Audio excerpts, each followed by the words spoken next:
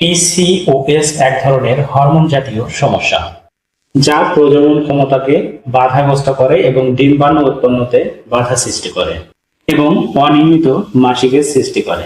PCOS হলে কিছু লক্ষণ দেখা দিবে। চলুন কি কি লক্ষণ দেখা দিতে পারে।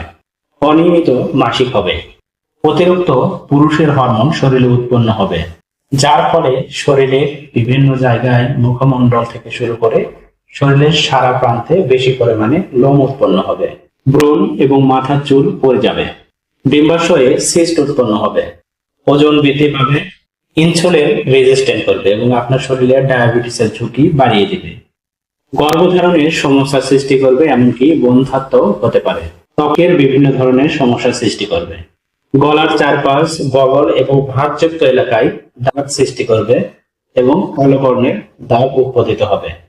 এই কয়েকটি লক্ষণ দেখে বুঝবে আপনার পিকোস হয়েছে।